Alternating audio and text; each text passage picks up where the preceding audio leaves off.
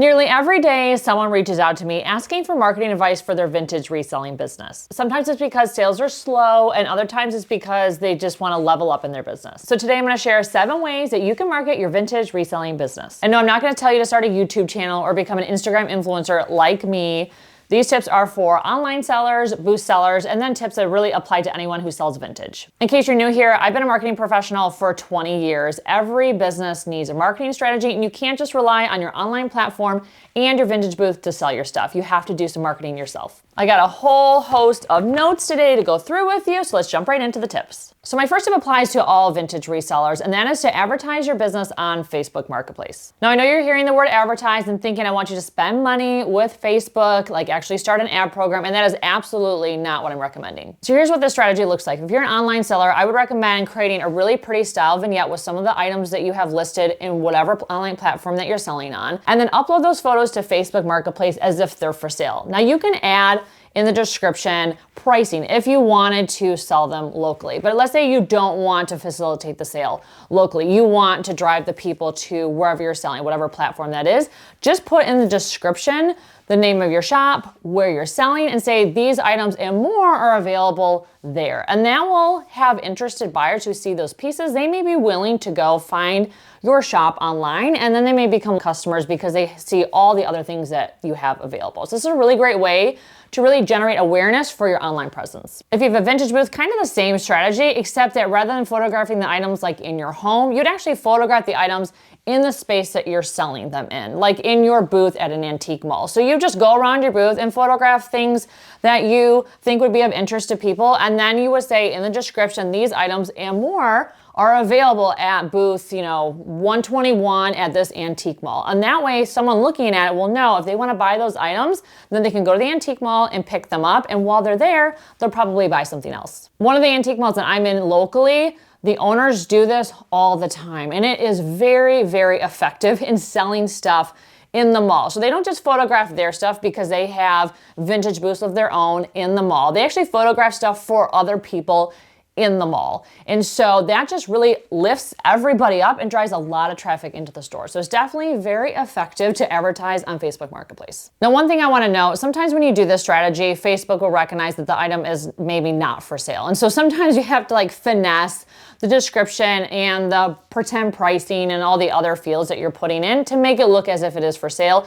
Just know that if you're not going to sell it locally, you probably should mention that in the description because you don't want someone to get excited and they're like, oh yeah, by the way, this is not available locally. So just make sure that's very clear in the body of the product listing. My next marketing strategy applies to people who have a vintage booth or an antique mall, and that is to learn how to ship. Now, I know for many of you, the reason why you decided to sell locally versus online is because you're terrified of shipping. And I totally get it. I was scared of shipping in the beginning, which is why I filmed 2 shipping tutorials for YouTube to help you learn how to package your items. So I promise you, it is not that scary. Let me walk you through a couple scenarios where learning how to ship can help you close the sale. Thrifting and antiquing on vacation is totally a thing. And someone may see something in your booth or your shop, want to buy it, but they're worried about fitting it in their suitcase. But if they know you or your mall ships, they'd be more inclined to purchase and have you ship it to their house. The shop owner of one of the local stores that I'm in is very good at reminding customers that we ship. Anytime someone enters the store, he'll let them know. And then if he sees someone looking at an item and they're not sure about it, he will remind them again, hey,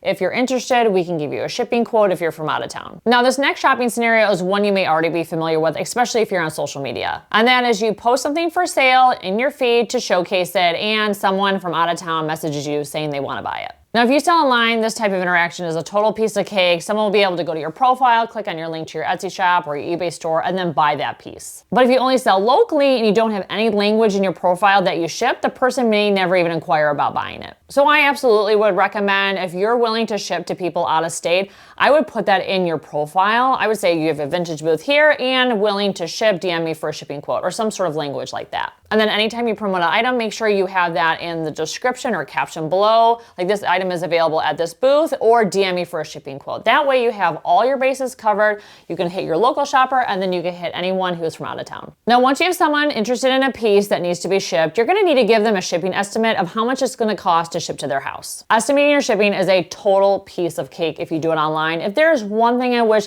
everybody knew, it's that buying your postage directly through the carrier is way more expensive and way more confusing than using an online platform like Shippo, where you can save up to 90% off retail prices. I've actually partnered with Shippo on this video, and they've generously agreed to give you guys $25 in Shippo credit when you spend your first $25 on the platform. I'm actually going to give you a mini tutorial right now on how you can set up your account and buy postage on Shippo. To create an account, just click the special link down below in my description box. Once you sign up and log in, you'll go through a few quick setup steps like selecting a plan. I'm selecting free. You also have the option to connect all the stores you sell from like Etsy, eBay, and Shopify, so you can manage all your orders in one place. I'm going to skip this step for now and click Create Labels manually. The next screen takes you straight into buying your first label. Because you signed up for an account using my special link, your $25 in Shippo credit is already applied to your account. There's no need to enter a promo code manually. Now we will need to complete the required fields, including sender information, that's you, and the recipient's information. For this video, I'm just entering in some dummy text. Then click Next, Order Details. It's the green button in the upper right corner. The platform will default to calculating postage from the custom dimensions you will enter, but if you're using a box you got from the post office, you can choose that option from the dropdown. Now add in the dimensions and weight, rounding up to the nearest pound. Now some carriers will actually audit your package's size and weight when it hits their system, so if it's oversized or overweight, you actually could incur some extra fees. So that's why rounding up is always recommended. The next step is to hit save, and then you'll see all the different shipping options. Once you select the best rate, you'll click buy. Now Shippo automatically applies $125 in private shipping assurance to your label, but if you want to, you can opt out of that before you purchase. I tend to insure most breakables and orders over $100 for peace of mind. After you complete the transaction, you can print your labels and schedule a pickup if needed. One thing I want to mention about printing your labels, the system defaults to 8.5 by 11 paper, so if you have a thermal label printer like me, you're going to need to change your settings. See, wasn't that easy? Way faster and cheaper than going to the post office. Now remember, if you want your $25 in Shippo credit, make sure you click my special link down below in the description box. The code will automatically be applied. Moving on to my next marketing tip, and this one is for mostly online sellers, and that is to use a cross-listing tool. Now you guys know I am a single platform gal. I sell exclusively on Etsy, but if I had other accounts on other platforms, I absolutely would be using a cross-listing tool. Some of the popular cross-listing platforms are Vendoo,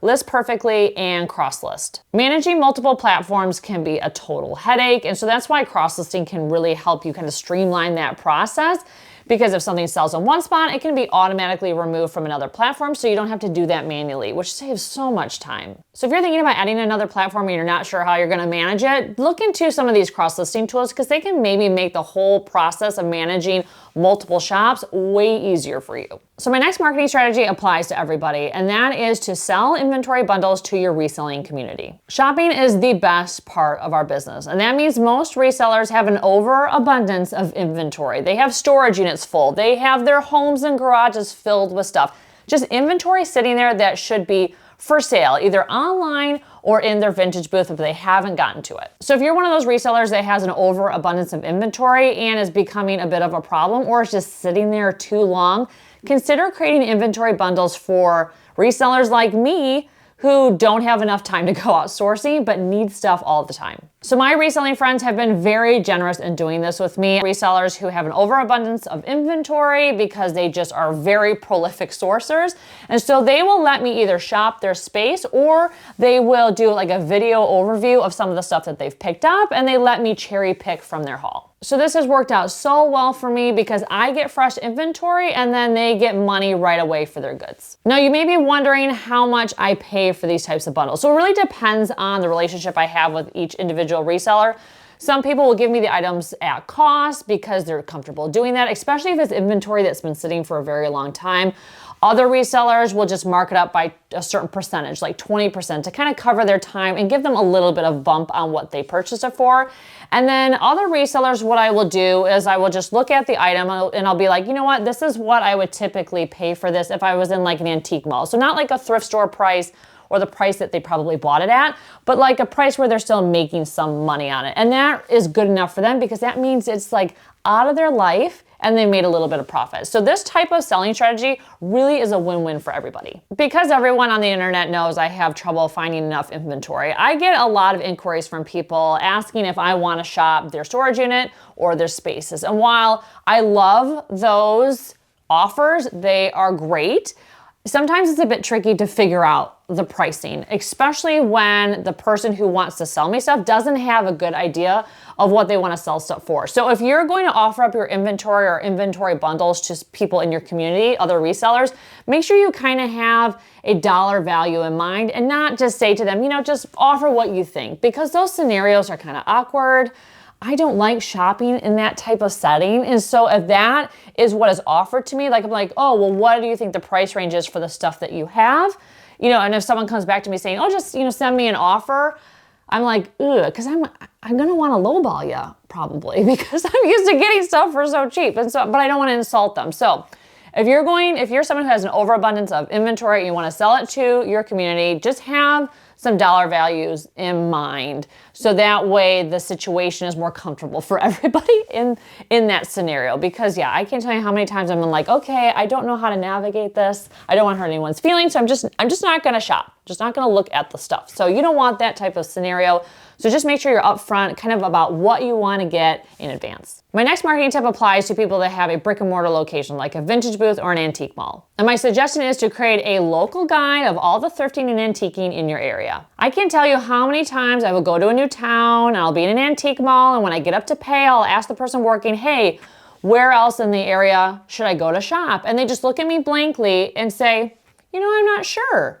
I'm not sure what's nearby, or, you know, I'm not sure if they're open today, or, you know, and they know nothing about the other businesses in their area. And it's just so aggravating to me and such a missed opportunity to promote another business in your area. And so if you're one of those people that resell in a physical space and there are other stores in your area, especially within a certain mile radius, you know, maybe get together and put together a list. And that list you can leave at the register of these businesses. So that way whoever's working can reference it when someone asks, say, oh, well, you know, try these places, include the hours next to it.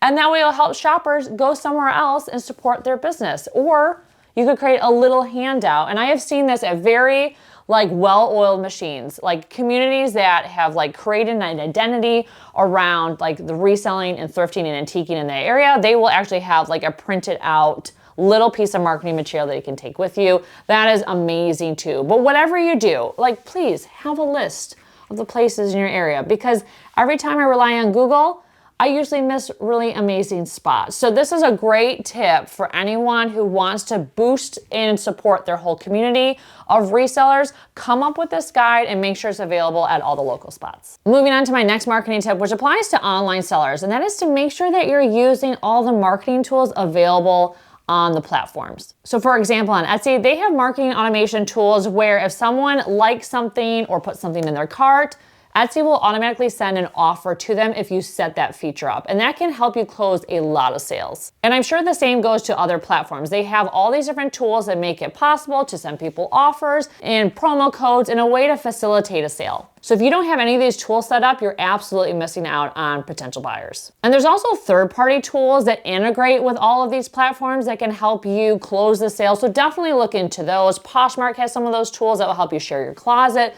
There's just a lot of different third-party tools out there that can really help you increase your sales. So definitely look into the pricing on those because they can make a real difference for your business. And my final marketing strategy applies to all sellers, and that is to make sure that you're creating relationships with other resellers in your community. Now, I say this all the time, is community over competition, and that can't be more true because I have received so many opportunities to sell my stuff or to create relationships with other people that lead to other opportunities. So if you've ever wondered how another reseller has gotten invited to do a pop-up or invited to do a live sale on Instagram, or how they got into an antique mall with a really long wait list, it could be because they have a very strong relationship with someone else in the community that can provide them with these types of opportunities. Now, I know for a lot of people, especially post-pandemic, networking with people is still a little scary. And you may be wondering, how do you even start to create these relationships?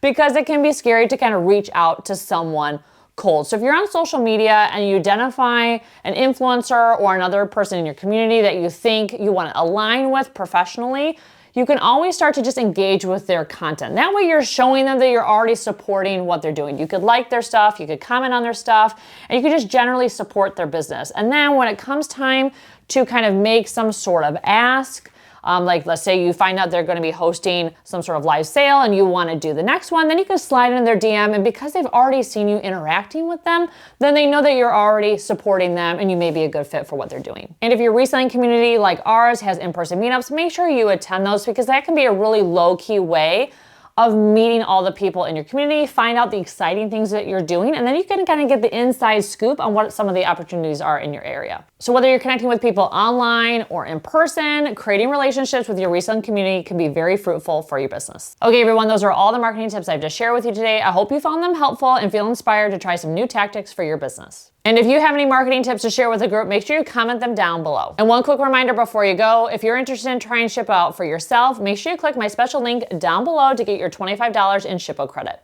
And if you need any help setting up your account or navigating the platform, make sure you check out the company's website because they have a lot of helpful how-to videos. Thank you so much for watching, and I can't wait to see you in my next video. Take care.